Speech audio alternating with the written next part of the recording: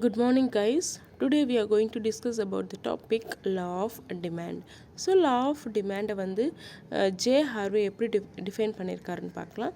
So demand வந்து like ஒரு பொருளுக்கு வந்து டிமாண்ட் இருக்குது அப்படின்னா வந்து அதோட மீனிங் என்ன, எல்லாருமே அந்த பொருள் வாங்குறாங்க அப்படிங்கிறது அதோட மீனிங் இல்லையா. ஸோ எல்லோரும் வாங்குறதுனால அந்த பொருளுக்கு வந்து டிமாண்ட் இருக்கும். யாருமே வாங்கலினா அந்த பொருள் டிமாண்ட் இருக்காது.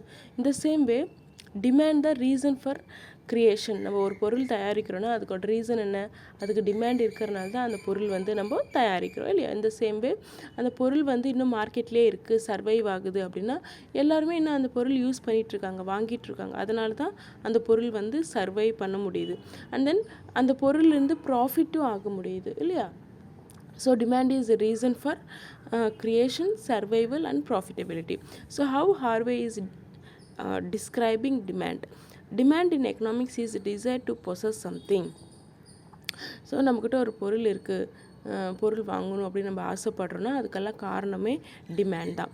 And then so it is a willingness and ability to pay certain price in order to possess it. So நம்ம எவ்வளோ காசு கொடுத்தாலும் அது வாங்குகிறோம் இல்லையா. ஸோ இந்த why we are buying a product, because we have that willingness and ability to pay a certain price in order to possess it. Okay, so possess na namakkiட்ட இருக்கிறது. ஓகேவா. So that is the definition given by Harvey. Demand in economics is the desire to possess something and willingness and ability to pay a certain price in order to possess it. Okay, so Stonier and Hogg என்ன சொல்லியிருக்காங்கன்னா, demand in economics means desire backed up by enough money to pay for a good demanded. So enough money நம்மக்கிட்ட போதுமான அளவுக்கு காசு இருக்குது, அந்த பொருள் வாங்கிறதுக்கு நம்மக்கிட்ட இருக்குது, பே பண்ணி வாங்கிறதுக்கு நம்மக்கிட்ட இருக்கிறதுனால அவர் வந்து டிமாண்ட் எப்படி எக்ஸ்பிளைன் பண்ணியிருக்காருன்னு பார்த்தீங்கன்னா, demand in economics means desire backed by enough money to pay for good demanded. Okay, so that is the definition given by Stonier and Hogg. And coming to characteristics of demand. So demanded characteristics என்ன அப்படின்னு பார்த்தீங்கன்னா, so first prize.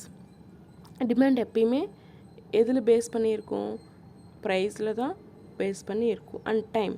So demand always means demand per unit of time and per day, per week, per month or year. So எப்பயுமே demand வந்து time base பண்ணியிருக்கும். So at particular period of year இல்லை டேயில் அந்த டைமில் அந்த பொருளோட value என்ன, அந்த பொருளோட ப்ரைஸ் என்ன அப்படின்னு டிட்டர்மைன் பண்ணுறோம் இல்லையா. So that is why demand is based upon, always based upon the time. And coming to market. Demand always related to the market, buyers and sellers. Obviously demand வந்து எதுக்கு relate ஆகிருக்கும், market நடக்கிற buyers and செல்லர்ஸில் பொறுத்து தான் demand base பண்ணி இருக்கும். And amount. Demand is always a specific quantity which a consumer is willing to purchase. So again it is related to the amount of price a consumer is willing, அவருக்கு வந்து okay, he is okay with paying money to buy that particular product. So it is the demand is related to amount. And coming to demand function. So what is demand function? Demand depends upon price. This means demand for a commodity is a function of price. Demand function is mathematically denoted as D is equals to F of P அப்படின்னு சொல்லுவோம். Demand வந்து மெயினாக வந்து ப்ரைஸில் depend பண்ணி இருக்கிறதுனால நம்ம வந்து டிமாண்ட் ஃபங்க்ஷன் எப்படி டினோட் பண்ணலாம் அப்படின்னு பார்த்தீங்கன்னா, D is equals to F of Pன்னு நம்ம டினோட் பண்ணலாம். இங்கே D வந்து டிமாண்ட் அண்ட் P வந்து price. Okay. And coming to law of demand. So law of demand என்ன அப்படின்னு டீட்டெயிலாக பார்க்கலாம். The law of demand was first stated by Augustine Carnot in 1838. ஸோ அகஸ்டின் கார்னட் அப்படிங்கிறவர் தான் வந்து 1838 இந்த டிமாண்ட் வந்து இனிஷியலாக வந்து அவர் எக்ஸ்பிளைன் பண்ணியிருப்பார். Later it was refined by Alfred Marshall. அதுக்கப்புறம் அது வந்து ஆல்ஃப்ரெட் மார்ஷல் வந்து டீட்டெயில் எக்ஸ்ப்ளனேஷன் கொடுத்துருக்காரு. அண்ட் த டெஃபினிஷன் மார்ஷல் வந்து என்ன சொல்கிறாருன்னா, the quantity demanded increases with a fall in price and diminishes with a rise in price. So ப்ராக்டிக்கலாக நீங்கள் யோசிச்சு பாருங்கள், டிமாண்ட் எப்போ இன்க்ரீஸ் ஆகும், ஒரு பொருளோட வேல்யூ அதோட ப்ரைஸ் ரொம்ப கம்மியாயிடுச்சுன்னா நிறையா பேர் போய் வாங்குவாங்க, அப்போ அந்த பொருளுக்கு வந்து டிமாண்ட் இன்க்ரீஸ் ஆகும். ஸோ அதே சேம் ப்ராடக்ட் வந்து ஹையர் ப்ரைஸஸில் வந்து விற்கிறாங்க அப்படின்னா அதோட டிமாண்ட் வந்து டிக்ரீஸ் ஆகும். Nobody will be willing to pay higher prices to buy that product, so the demand will automatically decrease. Okay, so that is the definition given by Marshall. Samuelson என்ன சொல்றாருன்னா, the law of demand states that people will buy more at lower price and buy less at higher prices அப்படின்னு சொல்றாரு. other things remains the same அப்படின்னு சொல்றாரு.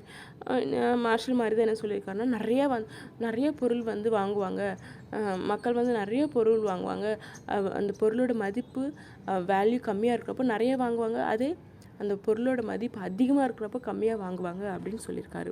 And coming to assumptions of law of demand. So என்ன அப்படின்னு பார்த்தீங்கன்னா, income of the consumer remains constant. இது வந்து வெறும் அசம்ஷன்ஸை வெறும் அஸ்யூம் மட்டும்தான் பண்ணியிருக்காங்க. ஓகே, அதில் ஃபஸ்ட் அசம்ஷன் என்னன்னு பார்த்தீங்கன்னா, கன்சியூமரோட இன்கம் எப்பயுமே கான்ஸ்டண்ட்டாக இருக்கும் அப்படின்னு அஸ்யூம் பண்ணியிருக்காரு. இன் ப்ராக்டிக்கல் ரியாலிட்டி அது வந்து சாத்தியமே இருக்காது. எப்பயுமே இன்கம் வந்து ஒரே மாதிரி எக்ஸ்பெக்ட் பண்ண முடியாது இல்லையா. And coming to the second point, the taste habit and preference of the consumer remains the same. எப்பயுமே வந்து அவங்களோட டேஸ்ட்டும் அவங்களோட ஹேபிட்ஸும் அவங்களோட ப்ரிஃபரன்சஸும் சேமாக இருக்கும், அதில் எதுவும் ஒரு மாற்றமும் இருக்காது அப்படின்னு சொல்லியிருக்காங்க. And third one, the prices of other related goods should not change. So related goods அப்படின்னா பார்த்தீங்கன்னா, இப்போ வந்து பேஸ்ட்லேயே நம்மளுக்கு டிஃப்ரெண்ட் கம்பெனிஸ் இருக்கும் இல்லையா. ஸோ அந்த மாதிரி ஒரு ரிலேட்டட் கூட்ஸ் வந்து ப்ரைஸும் சேஞ்ச் ஆகக்கூடாது அப்படின்னு ஒரு அசம்ஷன் பண்ணியிருக்காங்க. There should be no substitutes for the commodity in study. எந்த ஒரு சப்ஸ்டியூட்ஸும் இருக்கக்கூடாது அப்படின்னு வந்து ஒரு அசம்ஷன் பண்ணியிருக்காங்க. Demand for commodity must be continuous. எப்பயுமே டிமாண்ட் வந்து கண்டினியூஸாக இருக்கணும் அப்படின்னு ஒரு அசம்ஷன் பண்ணியிருக்காங்க. And the last assumption is there should not be any change in quality of commodity. கமோடிட்டியோட அந்த ப்ராடக்டோட குவாலிட்டியும் சேஞ்ச் ஆகக்கூடாது அப்படின்னு ஒரு அசம்ஷன் பண்ணியிருக்காங்க. So these are the 6 assumptions mat under this law. And ஒரு டேபிளர் காலம் பாருங்களேன். 5 rupees இருக்கிறப்போ எத்தனை குவான்டிட்டி டிமாண்ட் வந்து 1 தான் வந்து டிமாண்ட் வந்து பண்ணியிருக்காங்க. அதே 4 rupees இருந்தால் 2 பேர் போய் வந்து வாங்குறாங்க. அதே 3 rupees இருந்தால் 3 பேர். ஸோ ப்ரைஸ் டிக்ரீஸ் ஆக டிமாண்ட் வந்து இன்க்ரீஸ் ஆகுது இல்லையா. ஸோ அதே தான் வந்து அந்த டேபிளர் காலமில் கொடுத்துருப்பாங்க. And then that is what they have given explanation here. If the price of a particular commodity is increasing, automatically the demand will decrease. In other words, a rise in price of a commodity is followed by the contraction demand and fall in price followed by the extension demand. So contraction and extension அப்படின்னா என்னென்னு பார்த்தீங்கன்னா, கான்ட்ராக்ட்னா சுருங்கிறது, contraction சுருக்கம், and எக்ஸ்டென்ஷன்னா increase ஆகுறது. Like so எப்போ வந்து demand வந்து contract ஆகும், எப்போ கம்மியாக இருக்கும் டிமாண்டு, ப்ரைஸஸ் வந்து நிறையா இருக்கிறப்போ டிமாண்ட் வந்து கான்ட்ராக்ட் ஆகும். அதே ப்ரைஸஸ் கம்மியாக இருக்கிறப்போ டிமாண்ட் வந்து எக்ஸ்டென்ஷனாக இருக்கும். ஓகேவா. So that is what they have given here. அந்த அதே டேபிளர் காலமில் போட்டிருக்க பாயிண்ட்ஸ் தான் இங்கே வந்து பிளாட் பண்ணியிருப்பாங்க. எக்ஸ் ஆக்சிஸில் வந்து குவான்டிட்டி டிமாண்டு கொடுத்துருக்காங்க, அண்ட் ப்ரைஸ் ஒய் ஆக்சிஸில் வந்து ப்ரைஸை வந்து கொடுத்துருப்பாங்க. ஸோ 5 rupees இருக்கிறப்போ எத்தனை பேர் வாங்கியிருக்காங்கன்னா ஒருத்தர் தான் வாங்கியிருக்காங்க. ஸோ அது வந்து 5 and 1 கிட்ட வர மாதிரி நம்ம பிளாட் பண்ணிக்கணும். இந்த சேம் வே எல்லா பாயிண்ட்ஸும் பிளாட் பண்ணிக்கணும், உங்களுக்கு வந்து ஒரு டவுன்வர்ட் ஸ்லோப் கிடைக்கும். ஓகேவா. So that is what they have given here, and this is about law of demand. And coming to market demand for a commodity. So market demand for commodity அப்படின்னா இங்கே பாருங்கள், உங்களுக்கு ஒரு 4 graphs இருக்குது இல்லையா. So இதில் வந்து ப்ரைஸ் வந்து ஒய் ஆக்சிஸில் எடுத்திருக்காங்க, குவான்டிட்டி டிமாண்ட் வந்து எக்ஸ் ஆக்சிஸில் எடுத்திருக்காங்க. ஸோ 3 rupees and 1 rupee வந்து ஃபஸ்ட்டு வந்து 3 rupeeல ப்ளாட் பண்ணியிருக்காங்க. 3 rupee ஏஸ் டிமாண்ட் பாருங்கள். ஸோ 3 rupeesல வந்து 2 பேர் வாங்கியிருக்காங்க, அண்ட் 1 rupeeல வந்து லைக் 4 members வாங்கியிருக்காங்க. இந்த சேம் வே பீஸ் டிமாண்டில் 3 rupeesல வந்து அதே 2 பேர் தான் வாங்கியிருக்காங்க, அண்ட் 1 rupeeல வந்து 8 members வாங்கியிருக்காங்க. அந்த சி டிமாண்டில் பாருங்கள், 3 rupeesல வந்து 4 members வாங்கியிருக்காங்க, அண்ட் 1 rupeeல வந்து 8 members வாங்கியிருக்காங்க இல்லையா. இந்த சேம் வே லாஸ்ட் ஒன் வந்து 3 rupeesல வந்து 8 members வாங்கியிருக்காங்க. ஸோ இது வந்து நம்ம வந்து கம்பைன் பண்ணியிருக்கோங்க. இப்போ ABCDயில் 3 rupeesல எவ்வளோ வாங்கியிருக்காங்கன்னு பாருங்கள். when price is 3, the market demand is 2 + 2 + 4 = 8. அதே 1 rupee இருக்கப்போ the market demand வந்து 6 + 8 + 8 = 22 அப்படின்னு சொல்கிறாங்க. ஸோ ஜஸ்ட்டு எல்லா ABC இண்டிவிஜுவலான வந்து இங்கே கால்குலேட் பண்ணியிருக்காங்க. ஒரு இண்டிவிஜுவல் ஏபிசி அப்படிங்கிற இண்டிவிஜுவல் 3 rupees இருக்கிறப்போ வந்து டிமாண்ட் எவ்வளோ, அண்டு ஏபி லைக் இந்த சேம் வே 1 rupee இருக்கிறப்போ டிமாண்ட் எவ்வளோ அப்படிங்கிறது வந்து இண்டிகேட் பண்ணியிருக்காங்க. அதுதான் இதோட கிராஃபும் இதோட explanation. Okay, and coming to determinants of demand.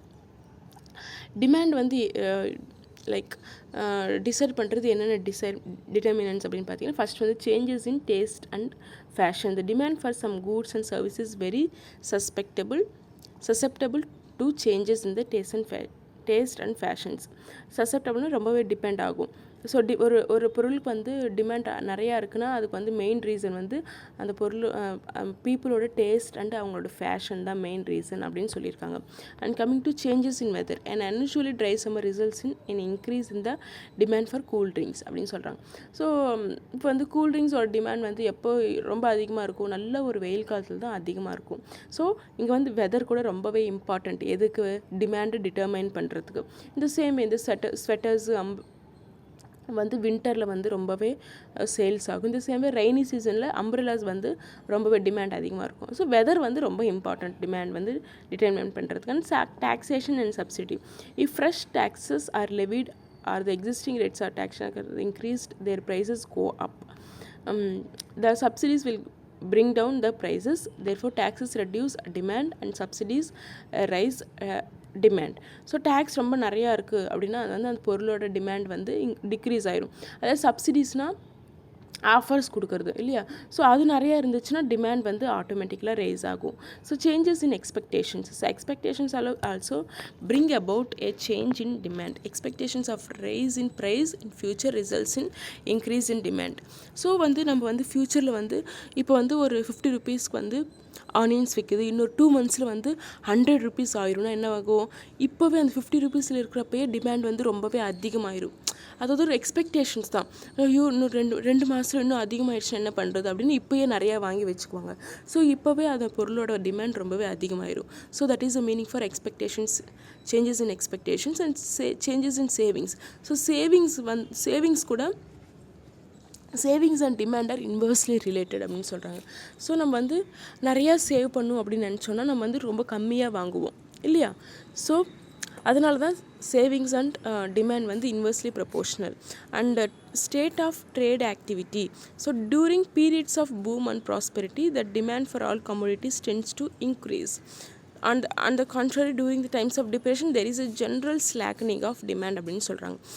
So அப்படின்னா என்னென்னா ட்ரேட் ஆக்டிவிட்டினா பூம் அண்ட் ப்ராஸ்பெரிட்டினா ஒரு நல்லா செழிப்பாக இருக்குது, ஒரு சொசைட்டி நல்லா செழிப்பாக இருக்குது அப்படின்னா அவங்க வந்து நல்லா எல்லா பொருள் வாங்குறதுக்கு எல்லாருமே நல்ல இன்கம் வரவங்களாக இருப்பாங்க, எல்லாருமே எம்ப்ளாய்டாக இருப்பாங்க. ஸோ அதனால நல்ல ஒரு டிமாண்ட் இருக்கும். அதே வந்து டிப்ரெஷன் அப்படின்னா எல்லாமே லாஸில் இருக்கும், எக்கனாமிக் ஆக்டிவிட்டீஸ் ரொம்ப கம்மியாக இருக்கும். ஸோ அந்த மாதிரி ஒரு டைமில் டிமாண்ட் வந்து ரொம்ப கம்மியாக இருக்கும். ஓகேவா. So advertisement. In advanced capitalistic countries advertising is a powerful instrument increasing the demand in market. So advertising வந்து ஒரு பொருளுக்கு அட்வர்டைஸிங் நல்லா கொடுக்குறாங்கன்னா அந்த பொருளோட டிமாண்டும் இன்க்ரீஸ் ஆகும். So that is the meaning. And coming to changes in income and increase. So income வந்து increase ஆகுது, அதுக்கு எக்ஸாம்பிள் கொடுத்துருக்காங்க. And increase in family income increase demand for durables like video recorders and refrigerators. Equal distribution and income enables poor to get more income. As a result consumption level increases.